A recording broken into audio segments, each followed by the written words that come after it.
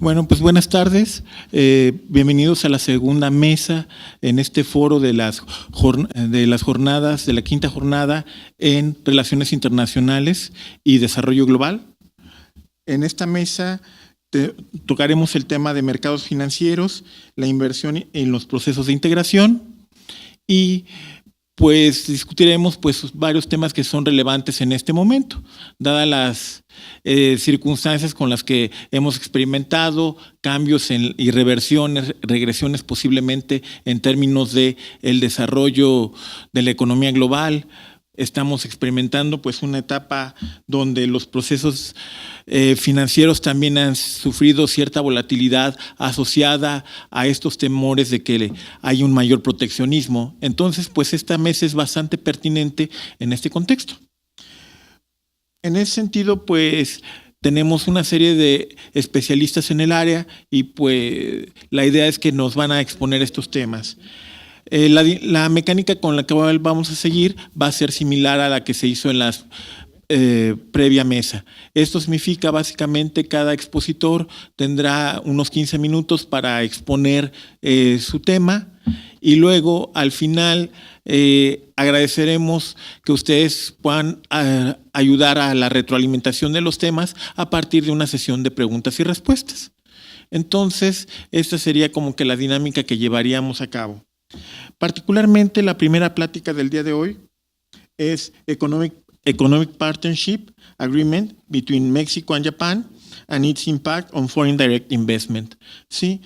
Quien la va a impartir va a ser el doctor José Guadalupe Vargas Hernández, quien es profesor del CUSEA aquí en la Universidad de Guadalajara. Sin mayor preámbulo, damos la palabra al doctor. Muchas gracias. Prefiero la pantalla. Gracias, Alicia, por esta oportunidad que nos das de participar. ¿Se escucha? Sí. De participar, este es un trabajo, hago la advertencia. Ya una versión preliminar ya fue o está en vías de publicación. Así que esta es una segunda versión. Hay algunas modificaciones sustanciales para cumplir con los requerimientos que los editores nos pidieron. Básicamente se trata de analizar el impacto en la inversión extranjera directa desde un punto de vista de análisis estratégico. Eso es fundamental. O sea, no vamos tanto a las cifras duras, sino más bien a las ¿qué nos dice el análisis estratégico? Las teorías de la estrategia. Es el acuerdo entre México y Japón, acuerdo económico. Bueno, paso esto fundamentalmente. El objetivo de este estudio es conocer el impacto que tiene la inversión extranjera directa, en este caso la japonesa, en el sector manufacturero en México, en términos de las derramas tecnológicas que surgen de este sector. Fundamentalmente es lo que tratamos de explicar estratégicamente, por supuesto. Aquí tenemos algunos datos históricos, son datos históricos. Sí, vean ustedes la participación de Japón en el país, que si podemos ver allí, 94 prácticamente no existía.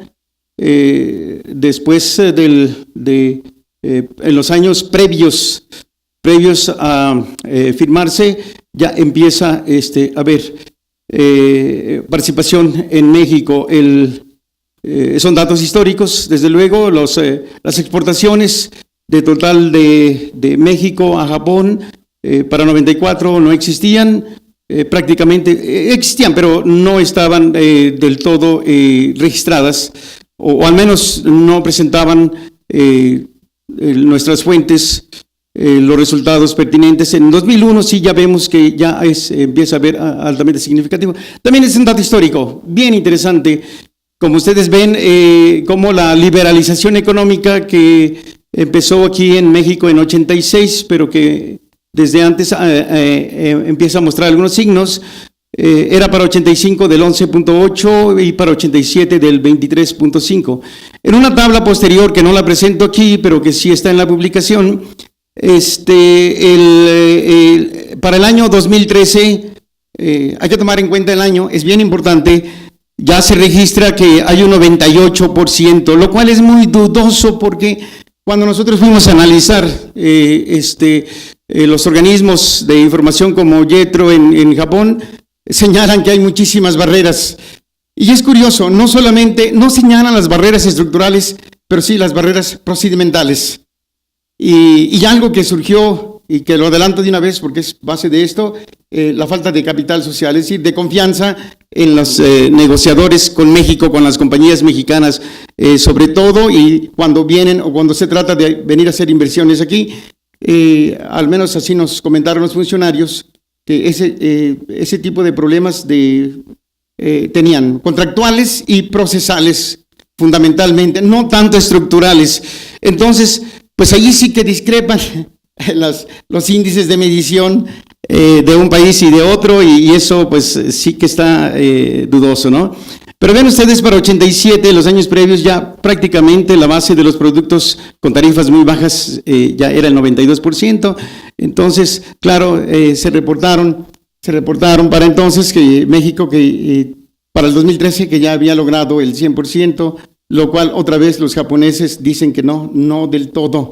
Entonces, pues ahora sí que es para realmente quien cree. Aquí tenemos, sí, básicamente este acuerdo en el 2005, que era básicamente lo que implicaba por el lado de Japón, sí, un importador de agricultura de alta tecnología y sobre todo de colocación de inversión extranjera directa. Por el lado de México, también la producción agrícola, los altos costos, que luego lo vamos a ver desde el punto de vista estratégico, son fundamentalmente costos de transacción, es decir, derivados de la desconfianza y de protección a esa desconfianza que existe entre los diferentes países. Por supuesto, México representa un gran mercado, un mercado grande para Japón, sí, y esto se quedó muy bien relacionado. Bueno, voy a pasar todo esto porque hasta donde yo sé tengo muy poco tiempo. Sin embargo, ahí podemos ver, Japón es la segunda economía grande y tiene un mercado activo de 126 millones de personas. Sí, tomen en cuenta que México le sigue por solamente algunos pocos millones. No tengo el dato exacto, pero debe de ser como 5 millones actualmente.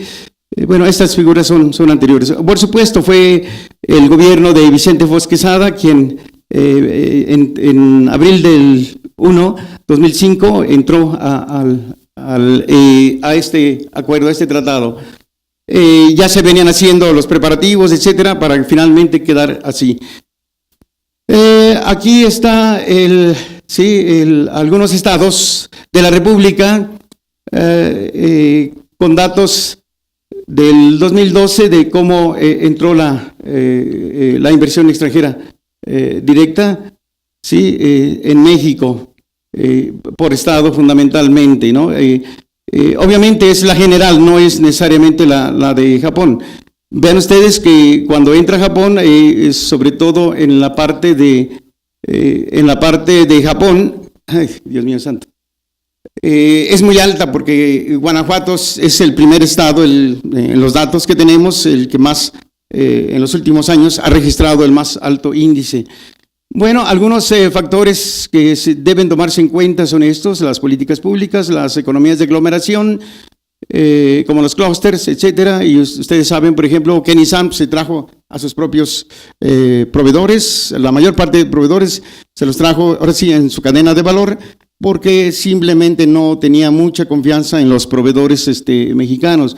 Por eso es importante el análisis que hacían esta mañana, hasta dónde los componentes son nacionales y hasta dónde no. Sí, bueno, esta inversión extranjera directa de los japoneses está prácticamente en los estados Aguascalientes, Guanajuato, Jalisco, Distrito Federal, y yo creo que paso todo este rollo, son precisamente las teorías, y nos vamos aquí a los spillovers, sí, los diferentes autores, y desde luego a otra teoría, la teoría de la agencia principal agencia, que entrarían para el análisis estratégico de todo esto, la teoría basada en los recursos y las capacidades, sobre todo lo que hoy está el estado del arte, que es las capacidades dinámicas, sí, y la teoría de los costos de transacción, que como vemos, por esa falta, la manera de interpretar todo esto es que por eso, y eso lo vimos porque estuvimos 2 ocasiones en Japón precisamente platicando con ellos, dice que la principal problema contractual y procesal que tienen con México es la falta de confianza muchas de las veces en las partes de los socios mexicanos, y eso ustedes saben que eso es fundamental para los costos de transacción. Los costos de transacción se elevan, y el gran problema para muchos que también encontramos en las investigaciones aquí, que todavía son proveedores, por ejemplo, de la Nissan o de la Toyota en Tijuana, muchos de los proveedores para vida de solventar este tipo de situaciones, que son estándares más o menos cercanos a la manera de negociación japonesa, aumentan los costos de agencia. Lo contrario, o sea, los costos para monitorear a aquellos que están en posiciones administrativas o de negociación, y que precisamente por la falta de confianza son los que generan ese tipo de problemas. No mencionemos corrupción, eso no es muy usual en México, ¿no? Por supuesto, la teoría institucional, que nuestras instituciones son débiles definitivamente en ese sentido, y le tienen mucha desconfianza en el análisis que hicimos a las instituciones, saben que son cambiantes. Sin embargo, han encontrado ellos, y lo señalan así, Gedro, que es Guanajuato el estado que más apoyo les han dado. Un minuto.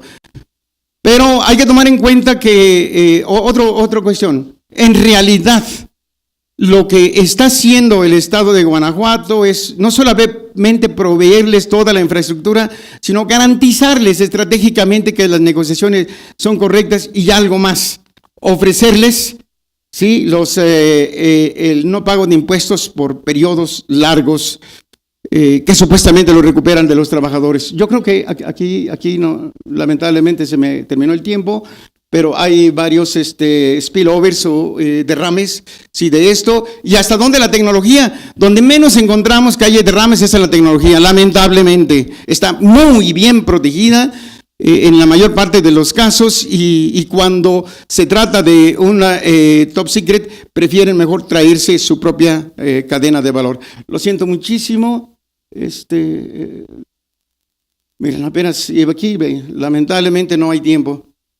Lo dejamos, no quiero abusar. Gracias. Bueno, le agradecemos al doctor Guadalupe su participación. Realmente a todos nos pasa esto, o sea, de que realmente nos interesa, nos emociona nuestro tema. Desafortunadamente tenemos un recurso muy escaso, y ese se llama tiempo, ¿no? Bueno, la siguiente participación es con la ponencia Integración de los mercados monetarios, cambiarios y bursátiles de América del Norte durante el periodo 1995-2016, que va a ser dada por Javier Emanuel Anguiano Pita, de la Universidad de Guadalajara. Como prefiero.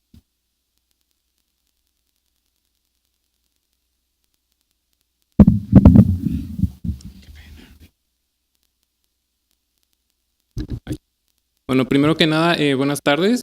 Como ya comentaba el doctor Porras, la presentación que vamos a dar el día de hoy lleva por título Integración de los mercados financieros de América del Norte, un análisis particular de los mercados monetarios, cambiarios y bursátiles durante el periodo 1995-2016. Nada más quiero enfatizar un poco que es una investigación que tenemos en curso y que es parte del desarrollo de mi tesis de maestría. Bueno, a continuación lo que quisiera presentar primero es el orden de la presentación. Primeramente pretendo realizar una pequeña introducción que justifique la importancia del objeto de estudio, en este caso el Tratado de Libre Comercio de América del Norte. Después discutir un poco los antecedentes del acuerdo, qué es lo que existía en materia de mercados financieros previo a la entrada en vigor del Telecán. Posteriormente, hablar un poco sobre las disposiciones generales que existen dentro del acuerdo. Posteriormente, el analizar un poco la literatura existente sobre la integración de los mercados financieros. Y posteriormente, realizar un análisis descriptivo de la dinámica de los mercados. En este caso, estamos presentando los mercados monetarios, cambiarios y bursátiles. y finalmente tratar de presentar algunas conclusiones sobre el análisis descriptivo que estamos presentando. Bueno, en primera instancia, el Tratado de Libre Comercio de América del Norte constituye un objeto de estudio bastante interesante por varias razones. La primera de ellas es que involucra a 3 economías de distinto tamaño, particularmente la economía mexicana siendo una economía pequeña. Además, constituye también el área de libre comercio más grande a nivel mundial, abarcando alrededor de 400 millones de personas y un PIB combinado, de cerca de $20,000 millones hasta 2013. Sin embargo, en este sentido, recordando un poco lo que había mencionado, hay bastantes heterogeneidades en lo que respecta al tamaño de las economías y evidentemente al desarrollo de los mercados financieros de la región, lo que puede significar en cierto sentido una vulnerabilidad de la economía mexicana, como pudimos verlo hace unos días con las declaraciones del gobierno del presidente Trump sobre la posible salida de Estados Unidos de este acuerdo y el efecto que tuvo especulativo sobre el tipo de cambio de México. En este sentido, dentro de la literatura se han hecho muchos análisis de cuáles han sido los efectos que ha tenido el tratado en materia comercial, pero existen muy pocos trabajos que han tratado de abordar el efecto que ha tenido este acuerdo, que si bien es explícitamente un acuerdo comercial, en términos de los mercados financieros de la región. Ahora, como antecedentes del Telecan, entonces tenemos que previo a la entrada en vigor del Telecan en el 94, existía un tratado de libre comercio entre Estados Unidos y Canadá, y que de hecho hay diversos autores que refieren que para 1989 los mercados financieros de estos dos países ya se encontraban plenamente integrados. Además, dentro de las disposiciones generales del acuerdo, lo que se planteaba también era un periodo de transición que iba del 94 hasta el año 2000 para ir liberalizando el sistema financiero mexicano que antes de estos años se encontraba fuertemente regulado. Sin embargo, encontramos que con los efectos que tuvo la crisis de 1995, se aceleró el proceso de desregulación al punto de que actualmente tenemos un sector bancario lleno de instituciones financieras extranjeras. Ahora, dentro del capítulo 14 explícitamente del acuerdo, lo que se plantea es únicamente el favorecer a la inversión regional y el trato no discriminatorio, además de que se plantean ciertas cláusulas de transparencia en términos de las decisiones gubernamentales. Sin embargo, no se planteaba en un primer momento, de hecho no se plantea aún la supervisión financiera de manera regional. Inclusive, esto es algo interesante también que estábamos discutiendo hoy por la mañana, de que las cláusulas que contiene este capítulo, el capítulo 14 de servicios financieros del acuerdo, nunca entró del todo en vigor. Ahora, cuando uno revisa la literatura de integración de los mercados financieros, lo que encuentra es que existen diversas acepciones de este concepto. En lo particular, lo que pretendemos es formular a partir de la literatura un concepto más amplio que incluya no solamente el igualamiento de los rendimientos de los activos en términos de los mercados, sino que también la posible influencia de shocks comunes o de efectos de crisis a nivel regional tengan cierta influencia sobre el proceso de integración. Ahora, evidentemente el proceso de integración de los mercados financieros tiene costos y beneficios para las partes involucradas. Dentro de los beneficios, evidentemente existe la mejora en la diversificación del riesgo y la administración de inversiones. También la creación de mercados más grandes y con mayor liquidez que promuevan la mejor asignación de los recursos. Esto es en base a la literatura, claro. Y por último, algo importante que resulta de los procesos de integración de los mercados financieros es la posible existencia de disciplina macroeconómica, entendiendo esto como políticas coordinadas que propicien la estabilidad a nivel regional. Y esto resulta bastante importante en el caso de la economía mexicana, como he recalcado varias veces, en términos de que esta puede ser la más afectada ante eventos de crisis contagiados por el mercado más importante, que es el de Estados Unidos, y el que es un socio comercial y evidentemente tiene cierta influencia. Ahora, cuando revisemos la literatura, algo que encontramos es que existen muy pocos trabajos que analizan los mercados financieros como tal y que de hecho centran su atención principalmente en el estudio de la integración de los mercados bursátiles de la región. Particularmente lo que encontramos es que hay evidencia de que el tratado tuvo cierta influencia sobre una mayor profundización en la integración de los mercados bursátiles, pero el carácter o la forma que sigue este proceso de integración sigue un proceso de segmentación parcial y el cual, de acuerdo a la literatura, parece ser inestable a lo largo del tiempo. Inestable me refiero a los efectos que ha tenido las diversas crisis sobre este proceso de integración. Y las explicaciones que se dan a las características de este proceso de integración es la evidente diferencia en los tamaños de mercado y la falta de coordinación de políticas. En este sentido, lo que nosotros planteamos analizar en esta investigación es si el Tratado de Libre Comercio de América del Norte, aun cuando sabemos que explícitamente es un acuerdo comercial, ha tenido algún efecto sobre la dinámica de los mercados financieros de los países miembros. En un primer momento, lo que pretendemos analizar es la dinámica que sigue, en el caso del mercado monetario, la tasa de interés nominal de los 3 países con un periodo de madurez de 3 meses. Y lo que encontramos es que parece ser que las tasas de interés nominal de Estados Unidos y Canadá, al menos en el periodo que nosotros estamos analizando, sí exhibe cierta sincronicidad o cierta existencia de movimiento, se mueven de manera similar, a diferencia de la tasa de interés de México, que parece seguir, al menos hasta el final de la muestra a partir del año 2009, una dinámica similar a los socios comerciales. Y aquí algo que hacemos bastante énfasis también es en el efecto que tienen las crisis sobre los mercados de la región. En este caso, lo que podemos observar es que tanto en 2001 como 2009, los efectos de la crisis parecen seguir ciertos patrones comunes dentro del mercado monetario. En la siguiente diapositiva lo que estamos mostrando son las tasas los tipos de cambio spot de los 3 países. Estamos evaluando el tipo de cambio como moneda doméstica con respecto a la libra esterlina. Y aquí encontramos una situación un tanto diferente. Lo que observamos entonces es que la línea azul, que es el tipo de cambio mexicano, ha seguido una tendencia a la depreciación, a diferencia de los tipos de cambio de Estados Unidos y Canadá, los cuales parecen seguir una tendencia de apreciación a lo largo del tiempo. Pero no sé si mencioné el tipo de cambio mexicano, una tendencia a la depreciación. Y de nueva cuenta encontramos ciertos elementos que nos podrían señalar los efectos de la crisis, principalmente de 2008, en donde se observa en la línea gris morada el fuerte efecto que tuvo esta sobre la apreciación del tipo de cambio de Estados Unidos. Bueno, en el caso de los índices de los mercados bursátiles encontramos lo que habíamos mencionado previamente dentro de la revisión de la literatura, es decir, que estos parecen estar más integrados. Y aquí evidentemente lo que resalta o lo que llama la atención es el efecto que tiene la crisis de 2008 sobre los 3 mercados, que parece ser bastante similar.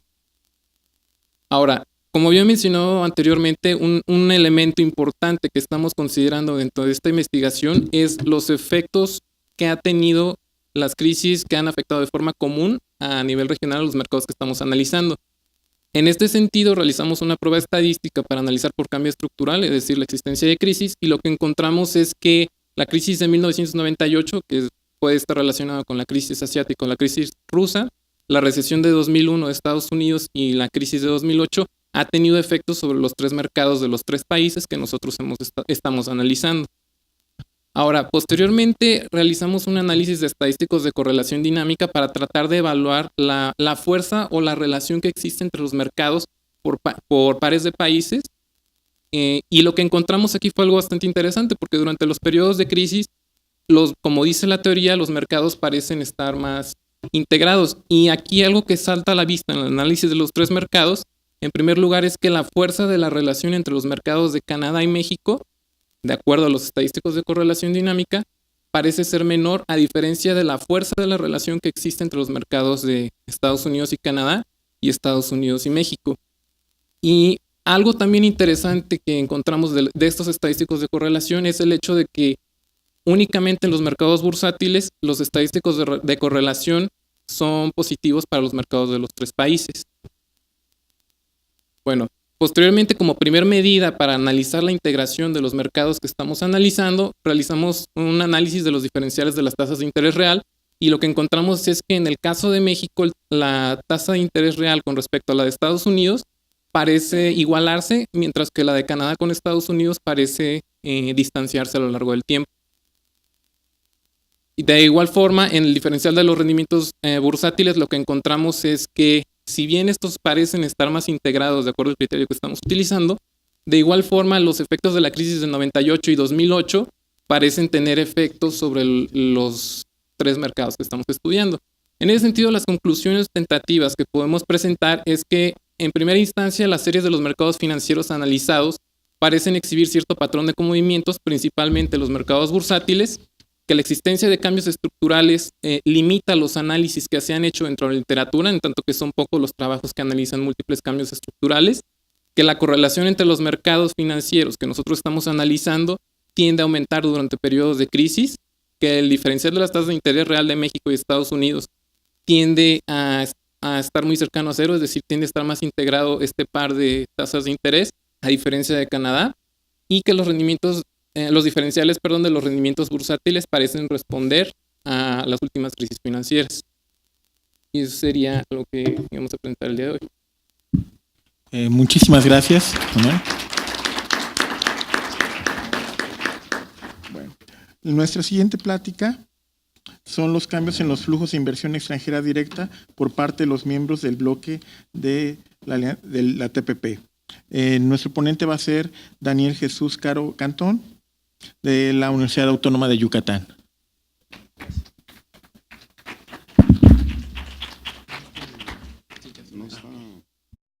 Ok, ya quedó. Antes que nada, muy buenas tardes a todos y pues agradecer la invitación para presentar pues este trabajo de investigación que realizamos allá en la facultad. Bueno, vamos a hablar de cuáles han sido los cambios en los flujos de la inversión extranjera directa por parte de los miembros del bloque del TTP. Pero pues aquí ya tenemos algunas situaciones durante estos últimos meses, ¿no? Que pues es de todo mundo sabido que desde que el candidato Donald Trump, antes de que llegara a la presidencia, una de sus propuestas era de que él iba a salir del tratado, del Acuerdo Transpacífico. Él había dicho, y en el mes de enero del 2017, cuando pues toma ya la presidencia, pues él solicita salir del acuerdo, ¿no? Y pues aquí ya pues tenemos pues los países que siguen formando parte del acuerdo, ¿ok? ¿Cuál es el objetivo de la investigación? Pues los principales son analizar los flujos de la inversión extranjera directa entre los países miembros del acuerdo. Asimismo, examinamos cuáles son los efectos de esta inversión sobre la economía del Acuerdo Transpacífico. Y también indicamos cuáles son los cambios en las regulaciones en materia de inversión, así como todos los medios que garanticen el proteccionismo de los mismos. Aquí es interesante esta parte de la cuestión de los medios que garanticen el proteccionismo, es la parte de la regulación, ¿no? Porque es muy importante que los países, al realizar su inversión extranjera directa, pues garanticen la certeza para poder hacer esta inversión. ¿Ok? Bueno, también analizamos los beneficios y los efectos negativos que representa para la economía mexicana la consolidación de la adhesión de los participantes al acuerdo. ¿Ok? Bueno, ¿cuál fue la variable que utilizamos? Para poder determinar el grado de inversión extranjera directa, se utilizó como el porcentaje del Producto Interno Bruto de cada país antes y después de la entrada de las negociaciones del Acuerdo Transpacífico. Aquí sacamos, no se ve muy bien porque está de color azulito, sacamos cuáles han sido las entradas de inversión extranjera directa, en algunos casos desde el 2000 hasta el 2014, y pues aquí ya tenemos Estados Unidos, aunque ya no está, cuál ha sido el grado de inversión extranjera directa que ha tenido, y así sacamos, voy a ir un poquito rápido por cuestiones de tiempo, sacamos para cada uno de los miembros, aquí tenemos a Brunei, Chile, Nueva Zelanda, cuál ha sido su grado de inversión extranjera directa en el país, en el porcentaje de su PIB, Singapur, Australia, Malasia, Perú, Vietnam, Canadá, Japón y México. ¿Ok? Ahora bien, aquí viene lo interesante de la parte de la investigación, la comparación de cómo aquí podemos ver en esta gráfica las entradas netas de inversión extranjera directa, igual en el porcentaje del Producto Interno Bruto, antes de que estos países estuvieran dentro del acuerdo. ¿Ok? Aquí podemos ver a Chile, aquí podemos ver a Singapur como para el año 2002 tiene una caída y presenta una recuperación para los años 2003-2004 en inversión extranjera directa. Todo esto es antes de que entre al tratado, al acuerdo. ¿Ok? Lo mismo tenemos aquí con Chile y aquí tenemos a Nueva Zelanda. Y luego hacemos la comparación después del acuerdo y podemos ver aquí cómo Singapur igual sigue creciendo, presenta una caída en el 2008, pero lleva una tendencia a la alza después del acuerdo. Lo mismo sucede con Chile y lo mismo tenemos con Nueva Zelanda. Ahora bien, vamos a pasar con este bloque de países que ya antes del TTP en el 2002, estos que ya incursionan para esas fechas, tenemos aquí, podemos ver Australia, podemos ver a Malasia, tenemos a Perú, tenemos a Vietnam y tenemos a los Estados Unidos. Y aquí podemos ver cómo igual han aumentado después de formar parte del acuerdo, ¿ok? Su inversión extranjera directa, ¿ok? Lo mismo tenemos aquí para México y para Canadá. Aquí tenemos a Canadá y aquí tenemos a México. ¿Cuál ha sido su porcentaje de inversión extranjera directa durante este periodo? Y aquí ya después de la entrada al acuerdo. ¿Ok? Bien. Aquí no se ve. Pero aquí tenemos la parte de Japón para el año 2013. Ok, ahora bien, también en el acuerdo se toca la parte de la regulación, como les dije al principio, que esta es una parte muy importante.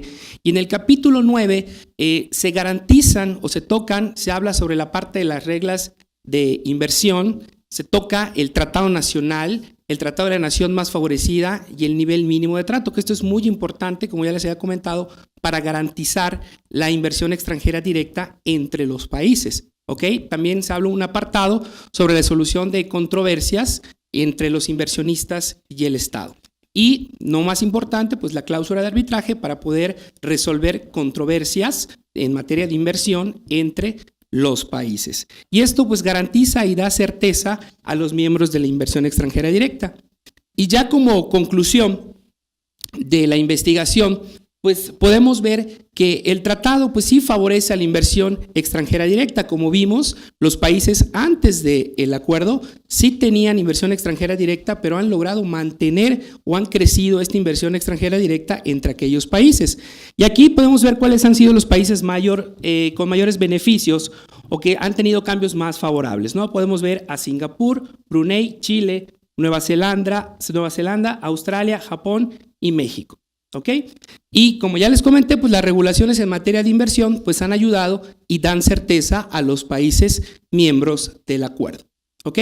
Y aquí algo muy interesante que comentaba el doctor Hernández en la mañana, que bueno, Estados Unidos ya vimos que ya no forma parte y en el análisis para determinar la inversión extranjera directa pudimos ver que Estados Unidos es el país que más inversión extranjera directa mete en los países que forman parte del acuerdo y pues vamos a ver cómo va a fluir esta situación, ¿no?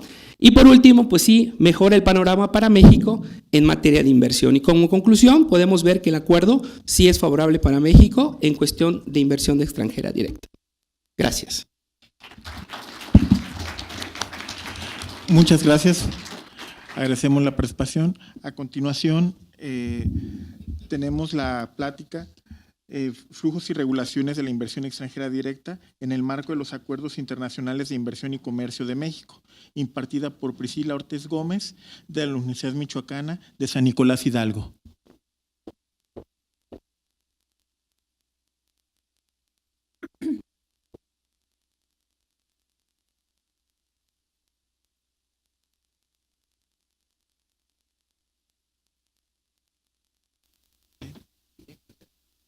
Buenas tardes. Primero que nada, una disculpa por haber llegado un poquito retrasados, pero bueno, aquí estamos ya. Vamos a presentarles, es un trabajo ya casi por terminarse, pero todavía nos falta, digamos, ajustar algunos detallitos. Ya les comentaré cuáles son esos detallitos, pero bueno, el tema ya me hizo favor de presentarlo, son los flujos y regulaciones de la inversión extranjera directa en el marco de los acuerdos internacionales de inversión y comercio de México.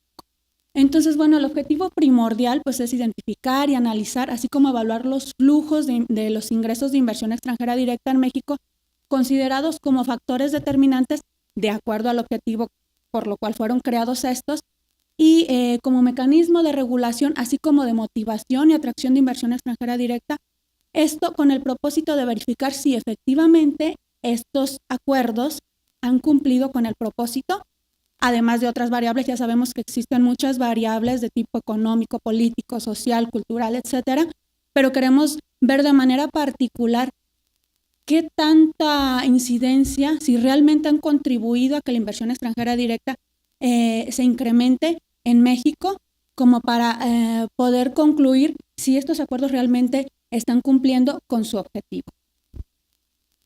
En este sentido, pues voy a darles una breve introducción.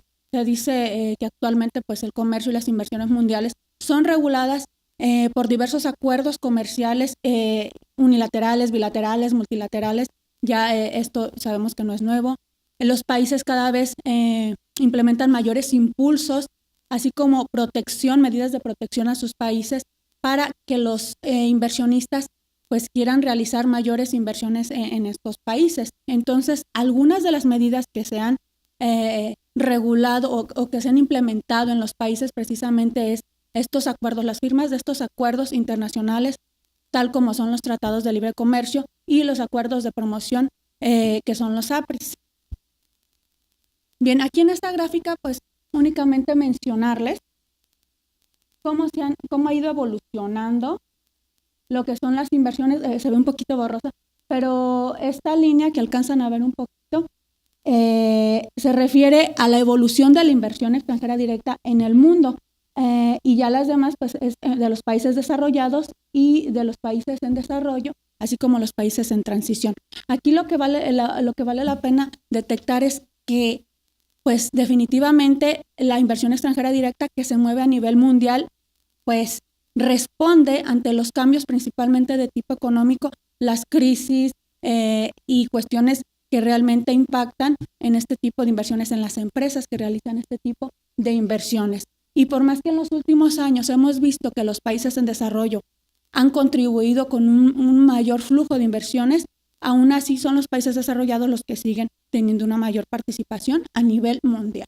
Aquí lo podemos ver por grupos podemos ver cómo actualmente el 51% de las inversiones son generadas, o bueno, las entradas de este tipo de inversiones son por los países del G20, y pues de ahí podemos ir viendo también cómo lo que es el ATSI, el APEC, el TTP, el RCEP y los BRICS son, digamos, los que están concentrando la mayor cantidad de inversiones extranjeras en el mundo.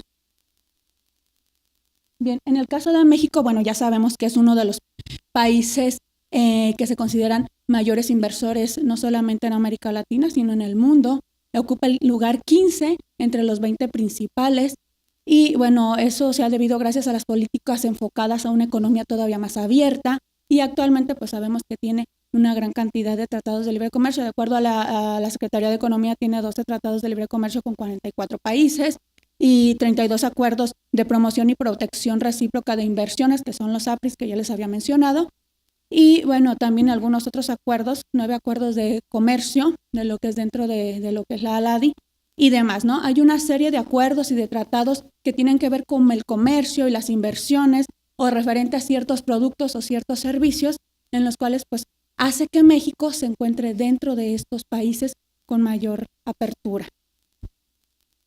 Bien, aquí únicamente les quiero poner esta figura donde podemos ver los países con los que México tiene actualmente algún tratado. Aquí ya está incluyendo lo que es el TTP y lo que es la Alianza del Pacífico. Entonces por eso ya vemos acá Australia y algunos otros países, que es hasta ahora que ya podemos ver un acuerdo ya más consolidado, además de los acuerdos que son los APRIS. Dentro del marco regulatorio de la inversión extranjera directa en México, bueno, sabemos que lo que son los tratados de libre comercio, no todos incluyen un apartado de inversiones. Actualmente, alrededor de 8 tratados son los que incluyen este apartado de las inversiones, Y bueno, habla precisamente de lo que ya comentaba nuestro compañero, de que incluye lo que es el trato nacional, el trato de nación más favorecida y el trato mínimo, entre otros. Y lo que es dentro de lo que son los APRIS, también obviamente estos a nivel mundial, a nivel internacional, se habla de lo mismo, ¿no? De que deben de incluir el trato nacional, el trato de nación más favorecida y el trato mínimo que se les debe otorgar a los inversionistas de los países con los que se tiene este acuerdo o este tratado. Y en México sabemos que existe la Ley de Inversiones Extranjeras y su reglamento como tal, el cual se está, digamos, actualizando regularmente. Y bueno, algunas otras leyes que están contribuyendo o están reforzando lo que es esta ley de inversión extranjera directa. En esta gráfica podemos ver la inversión extranjera directa que ingresa al país. La línea azul, pues es la evolución desde el 99 hasta el 2016 del total del ingreso de las inversiones extranjeras.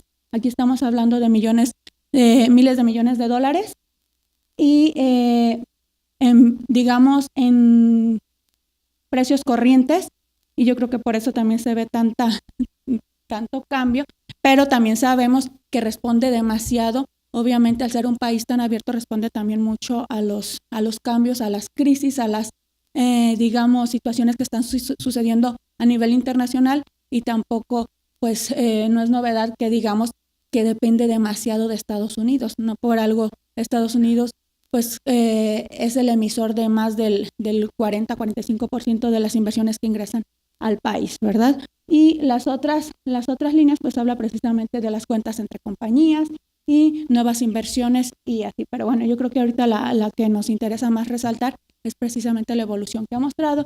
Y al ver estos picos, estos crecimientos y estas caídas, pues podríamos estar analizando parte por parte y darnos cuenta que responden precisamente a crisis que ha habido, a la más reciente, pues en Estados Unidos, que nos afectó y se vio esta caída. ¿Sí? Vamos a continuar. Aquí podemos ver ya de manera más específica el ingreso de estas inversiones. Aquí lo analizamos del 2001 al 2012 para no ver tantos números y tanta variación. Aquí incluimos entonces esta línea, es el ingreso. Aquí también quisimos incluir lo que es el ingreso de la inversión extranjera directa que proviene de países de APEC, que es la línea color rosadita, y a Estados Unidos, por ser obviamente el principal inversor, la línea color amarillo. Entonces, si nos podemos dar cuenta, prácticamente pues Estados Unidos está, digamos, emitiendo la mayor cantidad de inversiones y en una cierta cantidad lo que son el resto de los países de APEC. Sin embargo, también vale la pena mencionar que pues Europa, los países de Europa, básicamente los de la Unión Europea, están contribuyendo con casi el otro 40% que resta de lo que Estados Unidos está emitiendo. Digamos, si Estados Unidos está emitiendo alrededor del 45%, el otro 40% proviene de Europa y el resto pues de Asia y de los países que se consideran dentro de APEC. Bien, para este estudio pues hicimos una revisión y un análisis precisamente de todos los acuerdos de lo que son los APRIS y de los TLC que incluyen un capítulo de inversiones. También se hizo un análisis de covarianza, esto para ver pues el grado de variación que tienen las variables que están precisamente en esta parte. Vamos a hacer un análisis de correlación también para indicar la fuerza que tienen y la dirección que tienen entre las variables, y un análisis de regresión, esto pues para ver la contribución que pueden tener o la relación que tienen las variables independientes en relación a la variable dependiente. En este caso hablamos de la variable dependiente, pues utilizamos los flujos de entrada, la inversión extranjera directa en millones de dólares, y como variables explicativas, pues la primera a considerar es precisamente los acuerdos de inversión y tratados comerciales, pero también incluimos algunas otras variables de tipo económico, como es pues el PIB de Estados Unidos, el PIB mundial, los salarios, la fuerza de trabajo, el tipo de cambio y el nivel de escolaridad. Bien, pues aquí en este mapa nada más es para identificar con todos los países que se tiene un acuerdo de promoción y protección recíproca de las inversiones y un tratado de libre comercio con un capítulo de inversiones. Y aquí es una cantidad de números impresionante pero lo que quiero comentarles acerca de todos estos números, bueno, antes de cambiarle, es que en esta tabla incluimos prácticamente todos los países con los que tiene México un APRI, más los países con los que tiene un tratado de libre comercio, con un capítulo de inversión. Entonces, aquí pues incluimos la lista de todos estos países, mencionamos el año en el que entró en vigor el acuerdo o el tratado, y la idea era precisamente identificar si a partir de que se firma el Tratado de Libre Comercio o el APRI, realmente se ve que las inversiones, el ingreso de las inversiones hacia México ha crecido o no ha crecido, qué ha pasado. Este fue el objetivo de hacer esta tabla, que realmente, pues ahorita por el tiempo y obviamente por la dimensión es difícil comentar uno por uno, pero en términos generales pues podemos hablar de que efectivamente en la mayoría de los casos, no quiere decir que en todos, en la mayoría de los casos pudimos ver que sí incrementa los flujos de entrada hacia México de inversiones extranjeras provenientes de estos países. Y bueno, digamos también una parte como para apoyar esta aseveración, pues aquí pusimos el lugar que ocupan digamos, por posición, es decir, cuáles son los países que más inversión extranjera directa emiten o ingresan a México, y obviamente ya sabemos que Estados Unidos es el primer lugar, bueno, en términos porcentuales es el 46%, seguido de España, Países Bajos, Canadá, y de ahí hacia abajo. Entonces, sí, podemos ver que básicamente aquellos países que tienen mayor participación de inversión extranjera directa en México son y coinciden con esos países que tienen un tratado de libre comercio o un acuerdo. Repito, no es en todos los casos. Hay países donde definitivamente no se ve, al menos de ingreso de inversiones extranjeras directas, no se ve ningún incremento, pero probablemente las emisiones de inversión extranjera directa que hace México hacia esos países justifique ese acuerdo, ¿verdad? Como es el caso de Belarus, de Kuwait, entre algunos otros. Bien, aquí en esta tabla, pues la idea era identificar precisamente la covarianza y el grado de correlación que tienen las variables. Aquí nos basamos básicamente en lo que es la variable de acuerdos, que es la que más nos estamos centrando, y podemos ver precisamente que hay una correlación del 0.72%, y en la covarianza pues también es bastante alta, lo cual nos está hablando precisamente de este grado, de un grado de variación muy alta entre la variable dependiente y la independiente, y de la correlación entre estas dos variables. Y bueno, también se hicieron 5 modelos. A rescatar les puedo comentar el modelo 2, donde se trató una regresión simple, modelo de regresión simple, y queríamos identificar el grado de correlación y regresión que tiene la variable acuerdos internacionales de inversión respecto a la inversión extranjera directa. Pues salió una R positiva alta, bueno, siempre es positiva, es alta la R de los datos, y pues podemos ver aquí lo que les comentaba de que queríamos ajustar un poquito los datos, es que pues definitivamente en los otros modelos ya no sale tan significativa como en ese modelo, pero bueno, estamos en ese ajuste. Y para concluir, pues podemos mencionar precisamente que aun cuando se han realizado diversos estudios, hay muchos acuerdos comerciales, muchos acuerdos de inversión, pues no se ha identificado de manera clara cuáles han sido los resultados de estos estudios, de estos acuerdos, perdón, y se requiere, consideramos que se requiere de la transformación del sistema jurídico de estos acuerdos internacionales, por un lado, para contribuir a las inversiones que favorezcan de manera más específica a los empresarios del país, que haya mayores vínculos, y con esto pues que genere mejores beneficios para el país. Gracias. Muchas gracias. La siguiente plática es inversión extranjera directa en Angola, una oportunidad de extracción de petróleo para China, y va a ser impartida por Gabriela Mujía Vázquez, de la Universidad Autónoma del Estado de México. Gracias.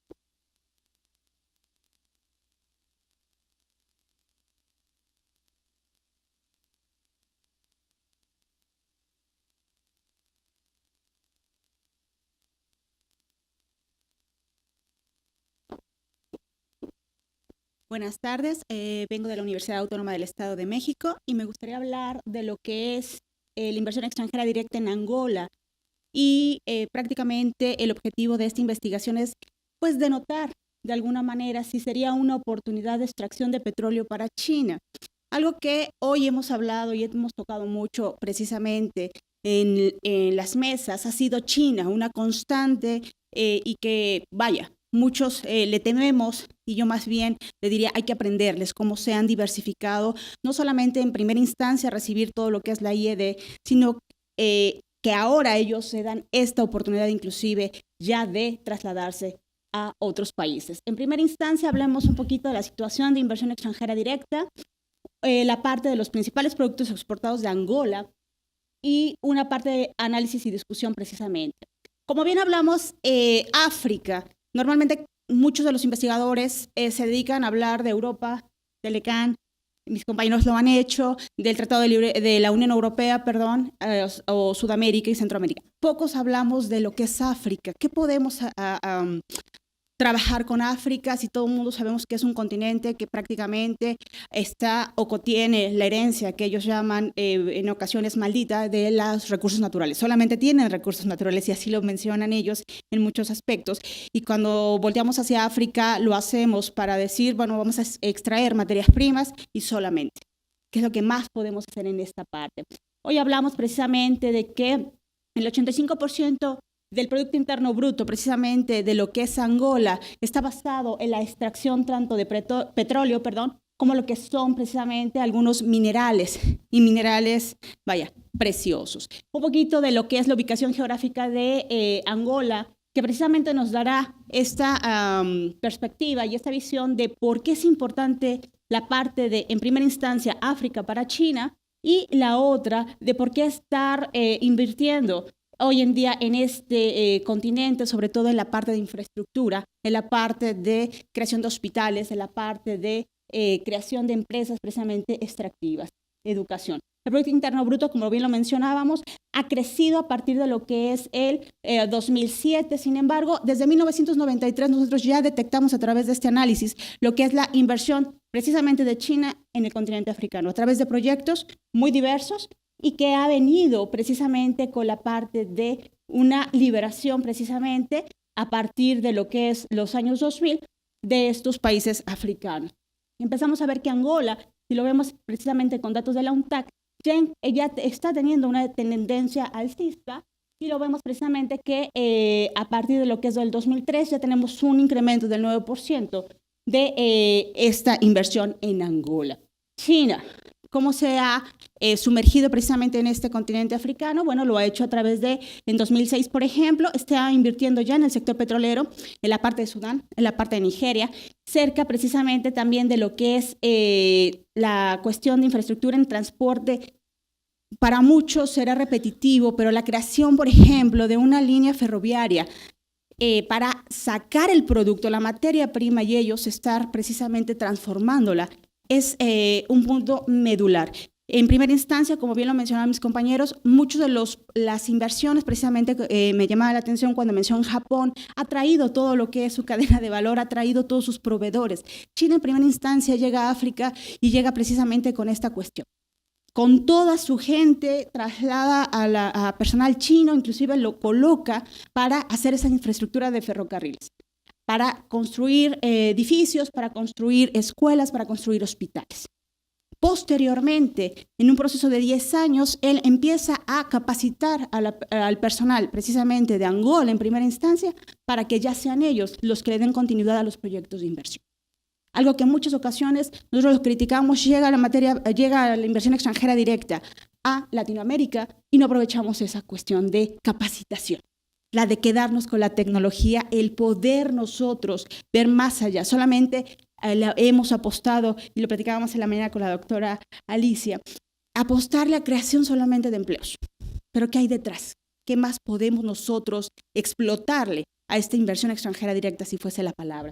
Entonces, China lo ha hecho muy bien y la gente de Angola, por supuesto, que está complacida o sumamente complacida por esta cuestión. hemos detectado que en Angola, a través de lo que es el Ministerio con cifras del Ministerio de China, se cuenta con 218 proyectos que han generado en China desde 1993, sobresaliendo 50 proyectos en infraestructura y comunicaciones, equivaliendo al 22%, 40 proyectos en salud, 29 en educación, 11 en préstamos a través de la banca china que ya ha llegado a África y 10 proyectos en extracción de minas y petróleo. También tenemos por aquí que uno de los principales ayudas que ha recibido a Angola en este sentido ha sido a través de lo que es el China Export-Import Bank o el China Export, donde ya ellos están precisamente presentes en África para poder tener este acceso financiado, por llamarlo de alguna manera. Aquí vemos un poco lo que son los principales productos de exportación de Angola y como ya lo mencionábamos, el 90% prácticamente lo está manejando en petróleo crudo. Tenemos también la parte de petróleo refinado, gas y sobre todo diamantes. Hoy que estamos viendo y que hemos detectado precisamente en este sentido, bueno, las exportaciones de petróleo por parte de Angola. Sus principales socios comerciales, bueno, en primera instancia tenemos a China, posteriormente tenemos a Estados Unidos, Corea, la parte de lo que es, Francia, y tenemos a un Tailandia. Algo que también recalcar en cuestión de la presencia de Estados Unidos no es tan fuerte en África. Muchos no habían volteado a ver a África, sino hasta que China se decide precisamente a hacer en este sentido. Algo que mencionar, China ha estado relacionada precisamente en la parte de lo que es África a través de algunas cuestiones o 5 principios que él marca de coexistencia pacífica. Respeto mutuo de la soberanía, pacto de no agresión, no injerencia en los asuntos de los demás, igualdad y beneficios mutuos y coexistencia pacífica. Esto le ha permitido entrar muy bien a los mercados africanos con su inversión, precisamente porque sabemos que África ha tenido y que es un continente lleno de contrastes, que todavía tiene guerrilla, que todavía tiene guerras en cada uno de los países e inclusive tiene por ahí algunas cuestiones de guerra civil. Y la parte del respeto a los derechos humanos todavía es muy endeble en este sentido. Y precisamente Angola está o aplica lo que es este segundo principio, que se llama pacto de no agresión, a través de lo que son los regímenes con economías basadas en materias primas y que ha permitido precisamente que China llegue muy de la mano precisamente con esta cuestión. Perdón. ¿Qué es lo que hemos encontrado también en este sentido? Bueno, la producción de casi 2 millones de barriles de crudo al día que está generando Angola, pues cerca del 60% lo está absorbiendo China en su totalidad. Entonces empezamos a ver que si bien países como Estados Unidos y Brasil también tienen injerencia en esta parte, recordemos que Angola tiene como idioma precisamente el portugués y que se vería en primera instancia o se pensaría en una mayor influencia de Brasil o de Portugal, o lo estamos viendo precisamente de esta parte. Aquí vemos un poquito de las exportaciones de lo que es totales de Angola a China durante el periodo que comprende 98-2002 y empezamos a ver cómo hay un crecimiento precisamente en esta parte, 2007-2008, donde empezamos a ver cómo ha crecido y hoy tenemos tasas de crecimiento de 1.721% desde 1998 hasta lo que es 2012 en cuestión precisamente de las exportaciones. Hoy lo vemos con la parte de lo que es la parte del continente africano, siendo su principal socio Angola, y empezamos a ver cómo ha ido precisamente. La primera es la parte de lo que es petróleos, lo que es la parte de petróleo crudo, y después ya tenemos la parte precisamente de lo que es la cuestión de algunas otras mercancías. ¿Qué podemos decir precisamente cuando hacemos un recuento, por llamarlo de alguna manera, de los daños o alguna cuestión de cuáles son los intereses detrás de una inversión extranjera directa en África, un país un continente alejado, un país tan olvidado como Angola, que muchos ni siquiera pensaríamos o nos ubicaríamos dónde está? Bueno, pues nosotros, uno de los análisis que estamos haciendo y que en esta es una primera parte, solamente es el análisis descriptivo, nosotros queremos hacer unas cuestiones por ahí de correlación y alguna cuestión precisamente de importaciones y exportaciones y cómo se está dando con los índices. Porque recordemos que África ya está integrado y tampoco hemos hablado mucho de las integraciones que tiene África con sus propios países y cómo se está manejando, ya puede ser a través de COMESA o a través de que es el SAC. Y podemos observar precisamente que China precisamente ha sido muy listo en este sentido desde nuestro punto de vista en primera instancia y eso es lo que queremos traer a discusión y que realmente ha sido una oportunidad de extraer, de abastecerse y de seguir presente en los mercados a través de este tipo de inversiones, a través de discúlpenme usted la palabra, a muchos les parece fuerte, saqueo de materias primas de estos países que han estado en conflicto, que todavía tienen mucho que hacer en cuestiones políticas, en cuestión económica, y que ha aprovechado bien esa coyuntura para poder abastecer sus mercados y poder estar presente hoy en día en todos y cada uno de los temas que hemos tratado. Salud. Gracias.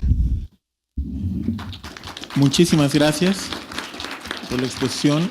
La última exposición de esta mesa se nombra Lecciones a 2 décadas de la crisis asiática, que va a ser impartida por el doctor Clemente Hernández Rodríguez de la Universidad de Guadalajara.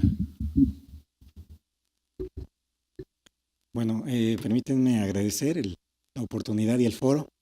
El doctor Ruiz Porras es coautor de esta investigación.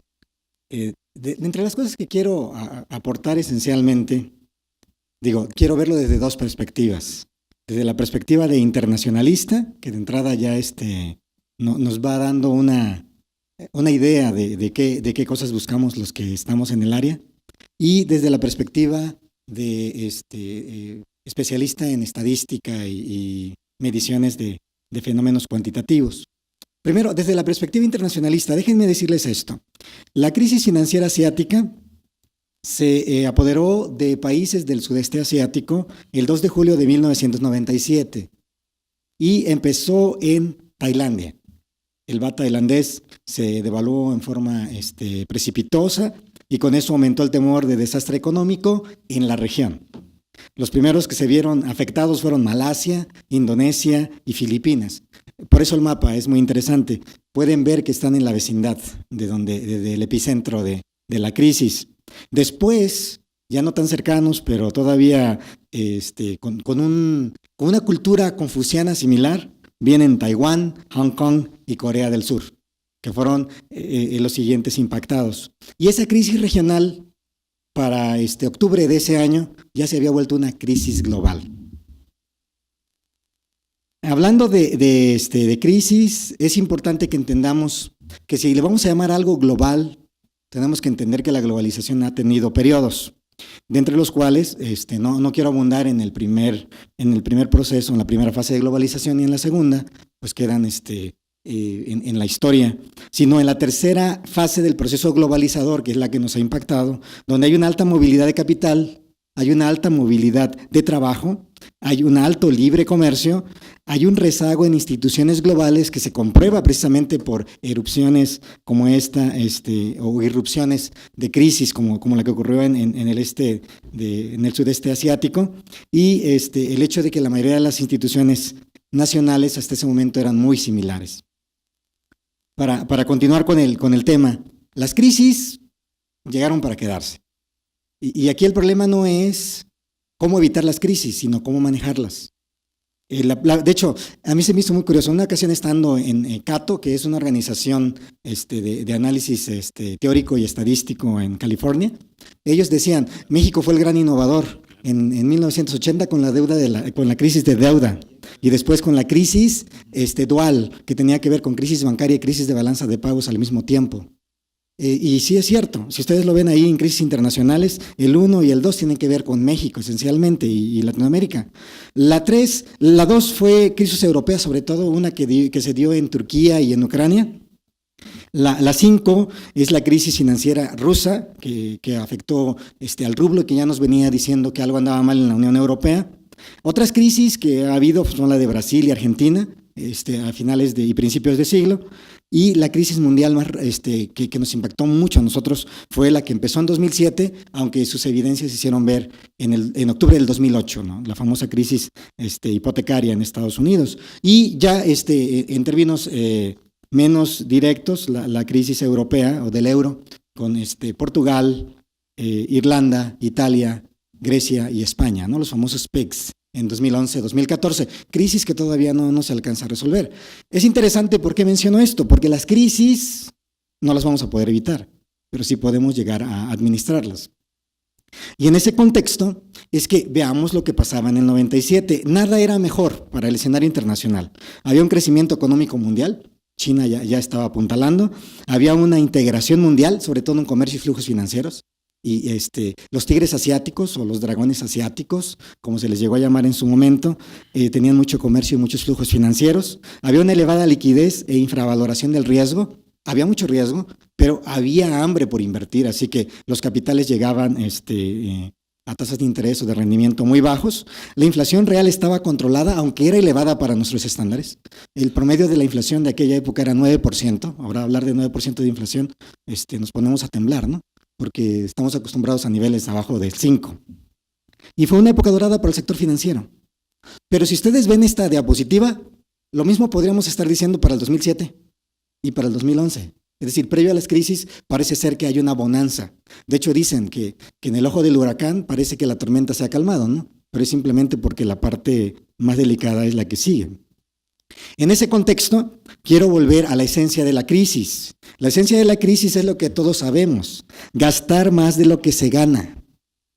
Cuando tú gastas más de lo que ganas, forzosamente tienes que recurrir a los mercados de capitales y financiarte con esos mercados de capitales.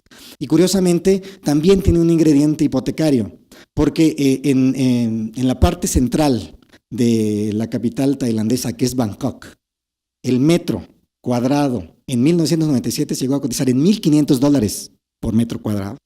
Imagínense el valor que la gente piensa cuando una burbuja especulativa en bienes raíces genera esa sensación. Naturalmente quieres pedir prestado y quieres invertir en eso, invertir entre comillas, porque lo que estás haciendo no estás produciendo nada, simplemente estás especulando con el valor de la tierra y a través de una burbuja especulativa, pues lo único que generas es que si la cosa no sale como tú esperabas y si tus expectativas están mal fundamentadas, los inversionistas huyan y con ello venga la pérdida de valor de tu moneda y con ello también una recesión económica. Todavía más interesante es el rol de los organismos internacionales, el FMI. De hecho, a mí me gusta mucho esta foto, IMF, pero vean lo que significa, ¿verdad? Bueno, para los coreanos lo que quería decir IMF, I'm fired, me corrieron.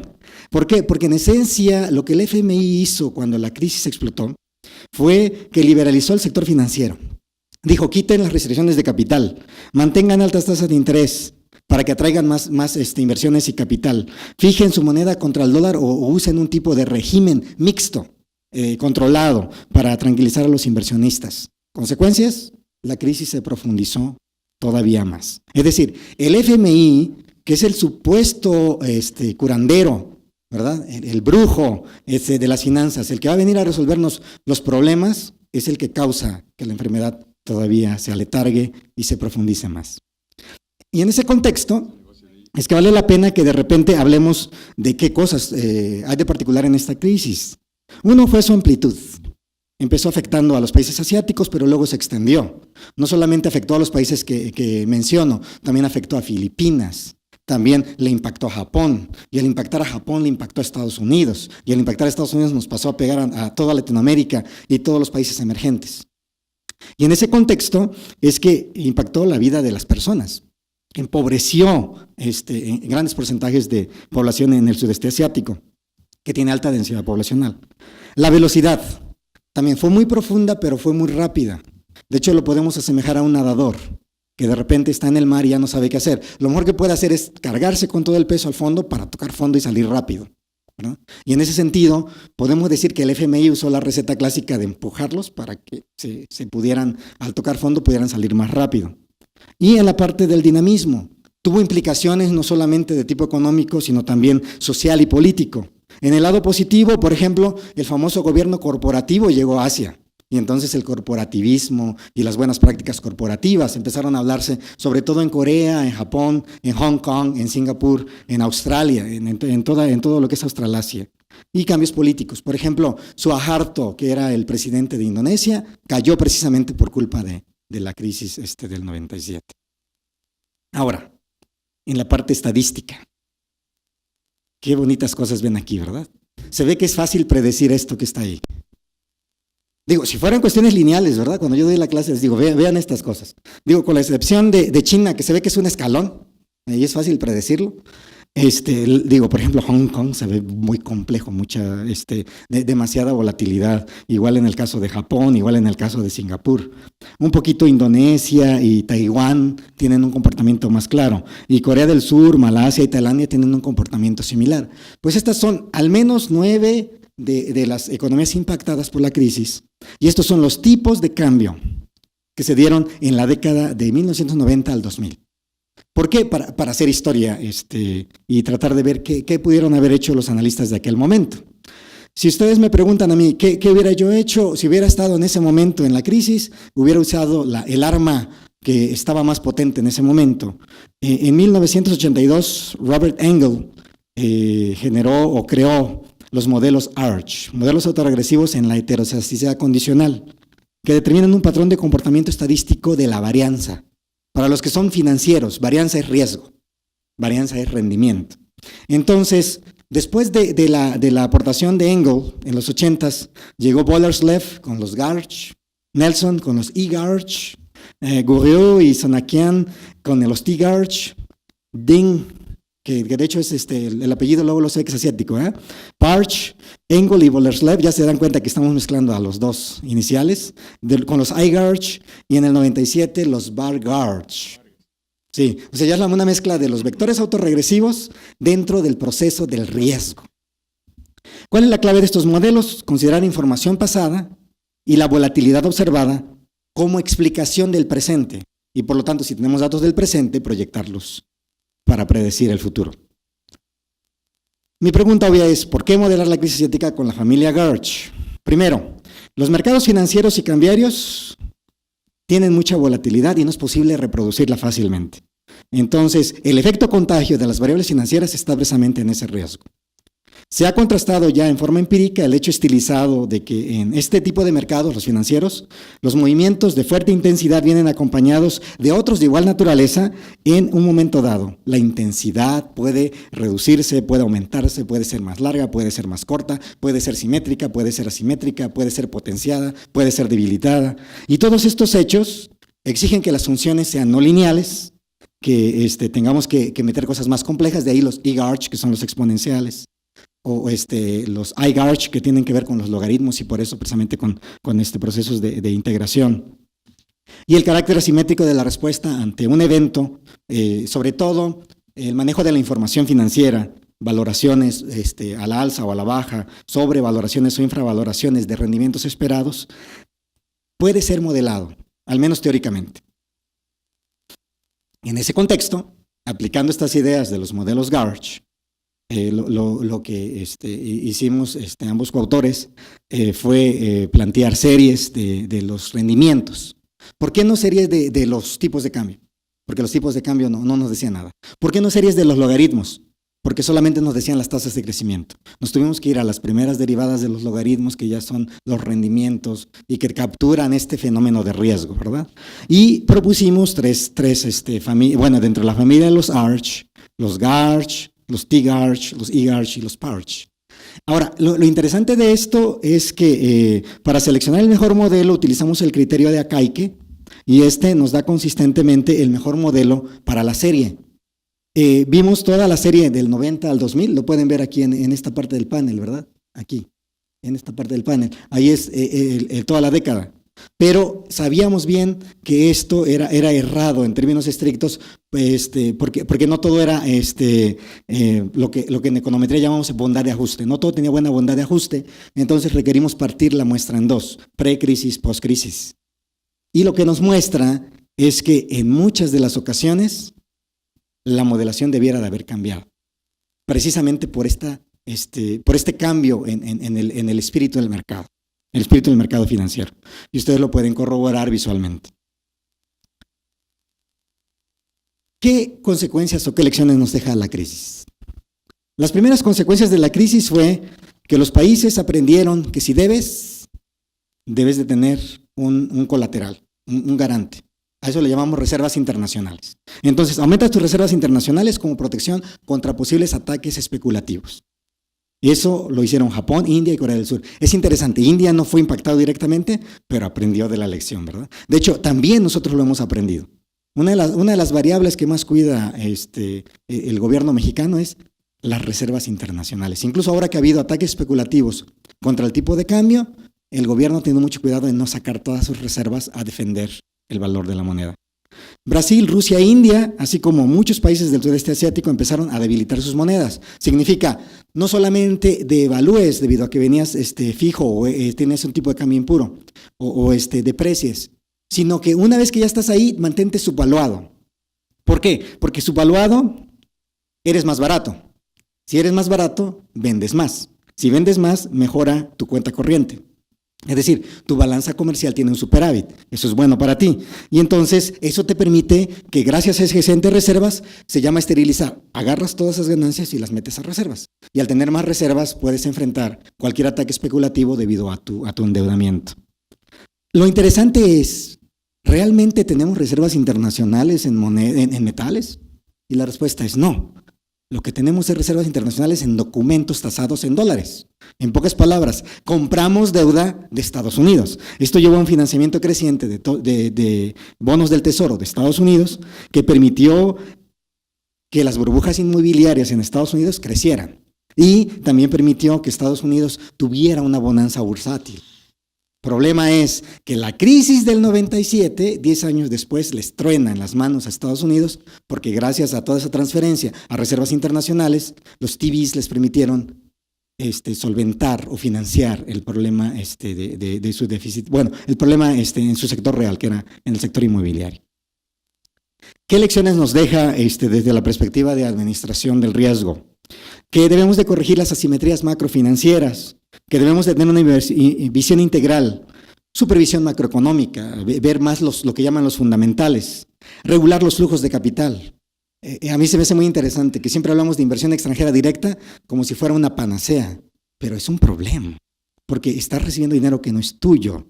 Y eso es lo que a veces no consideramos. Sería mucho mejor hablar de salidas netas de capital, es decir, que nosotros estuviéramos invirtiendo fuera, no que estuviéramos diciendo, wow, ahora recibimos mucho más dinero. Eso simplemente es un flujo de capital. Provisión de liquidez durante la crisis también es importante. FMI aprendió de la crisis mexicana o la crisis tequila y después lo pasó a la famosa crisis asiática o la gripe asiática, como se le llamó en ese momento, de que es necesario dar liquidez a una economía que está cambiando sus fundamentales en forma muy rápida. Y esquemas multilaterales para cuando hay solvencia, fortalecer la banca multilateral de desarrollo y consensar sobre el alcance de la condicionalidad en el manejo de activos financieros. Y aquí viene una pregunta muy interesante. Cuando ustedes vieron las gráficas, de hecho si quieren vuelto a ellas, ¿cuál fue el efecto sobre las economías que tenían un tipo o un régimen cambiario fijo? No les hizo nada, a China no le hizo nada la crisis, pero porque su tipo de cambio lo fija el gobierno, es fijo. Y entonces vale la pena preguntar, ¿qué es mejor, tener un tipo de cambio fijo o un tipo de cambio variable? Bueno, en tiempos de crisis es mejor tener un tipo de cambio fijo. En flujos de capitales, libres o controlados. Bueno, en tiempos de problemas es mejor controlar los flujos de capitales, porque precisamente es en los flujos donde viene el contagio. Y bueno, nada más para cerrar esto, porque precisamente quería cerrar con esto. Lo que nosotros hicimos al modelar econométricamente la crisis, históricamente pues ya, no podemos cambiar nada, ¿no? Es más fácil meter al laboratorio esto, porque ya ocurrió y poder jugar con ello. Y econométricamente lo que nos muestra es que la crisis modificó la coyuntura de los rendimientos, por lo cual si hubiéramos estado en aquel tiempo y hubiéramos tenido que modelar los rendimientos, hubiéramos tenido que cambiar el modelo con el cual tratábamos de pronosticar los rendimientos o la parte del crecimiento el tipo de cambio o lo que fuera, ¿no? La ganancia en el tipo de cambio. Y esto nos enseña que cada vez que haya una crisis, pues hay que cambiar la modelación, hay que cambiar la forma de acercarnos a las predicciones. Tiene implicaciones interesantes para el área financiera. Y bueno, les agradezco mucho y estamos listos para... Bueno, muchísimas gracias. Pues comenzamos con nuestra sesión de preguntas y respuestas. Yo sé que seguramente va a haber bastantes, pero desafortunadamente también aquí tenemos un cóctel que nos están prometiendo por aquí. Entonces, pues la verdad, lo que vamos a hacer es que si alguien tiene algunas preguntas, pues trataremos de que sean lo más breves y concisas posibles. ¿Alguna pregunta? ¿Comentario? Por favor.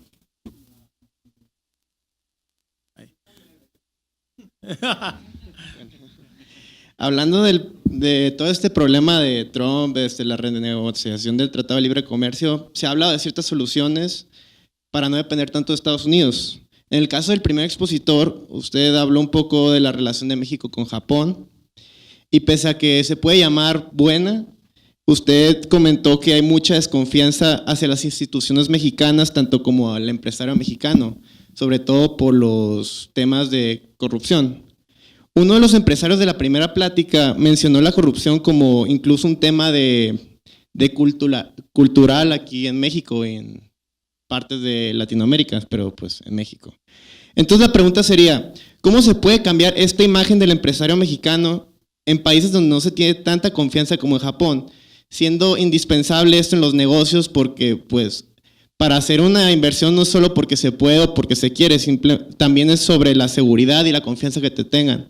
Entonces, ¿cómo podemos hacer nosotros que estos países, sobre todo orientales, tengan la confianza o vean una parte buena del empresario mexicano o de las instituciones mexicanas? Gracias. Bueno, yo quiero darte una respuesta. Está la respuesta de los académicos que prácticamente lo orillan hacia los aspectos institucionales. O sea, son las instituciones, entre ellos, por supuesto, incluyendo la cultura, pero también incluyendo aspectos de corrupción, etcétera. Y cuando la respuesta que dan es que cuando en un país las instituciones son débiles, el riesgo político es muy alto. Están midiendo constantemente este riesgo en un país. Sin embargo, tú dices, ¿qué se puede hacer para mejorar los niveles de capital social o de confianza de los inversionistas extranjeros? Pues mejorar. Yo creo que por el lado de la corrupción, esta es endémica en México y es muy difícil, cualquiera que sean sus orígenes. Sin embargo, hay un modelo, Singapur. Singapur hace 20 años era muy diferente a lo que es hoy.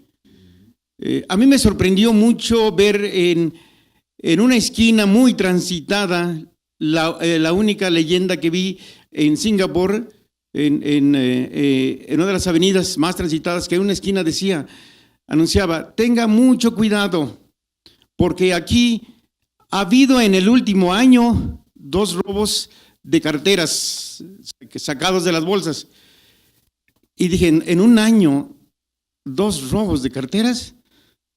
No, hombre, eso en sus cuentas, ¿no?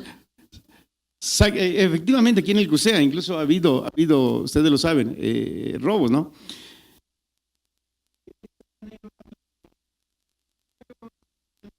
Universidad Cristóbal Colón de Veracruz, y estábamos en Japón.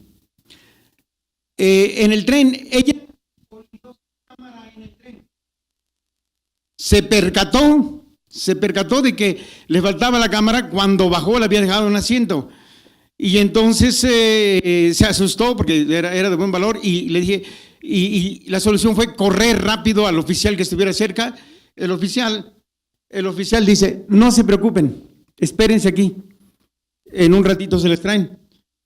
Habló, se comunicó, en la siguiente estación del tren entraron, recogieron la cámara y se la trajeron a sus manos. Es algo que no vemos.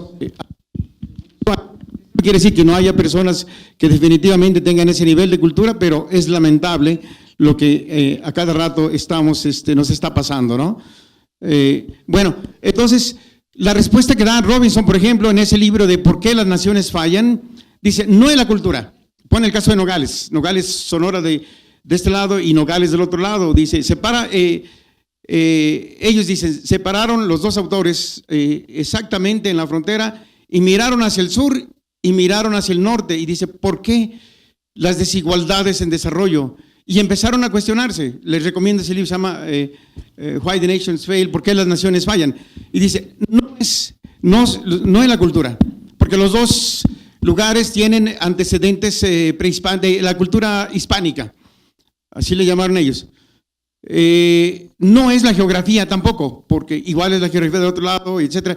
Empiezan a descartar variables y finalmente llegan a esa solución que ya los institucionalistas ya habían dicho. Es la fuerza con que actúan las instituciones. Entonces, yo creo que Singapur es muy claro. Nada más como último detalle, cuando llego a Singapur y me dan la tarjeta donde anoto mi nombre, que era mi... En este país, a quien se droga, le causa pena de muerte.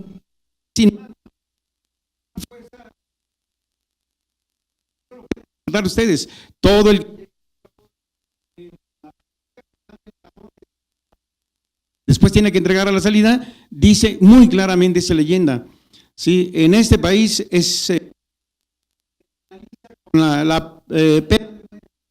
¿sí? A quien se le encuentre drogas. Entonces, no hay duda, yo no tengo duda de que en cierta manera son la fuerza de las instituciones y no tanto los comportamientos o la cultura que son endémicas totalmente, porque fueron las instituciones las que corrigieron en el caso de Singapur, que es el ejemplo que yo traigo ahorita más fresco.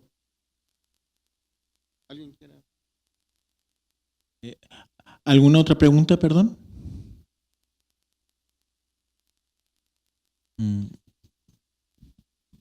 ¿Nadie, perdón?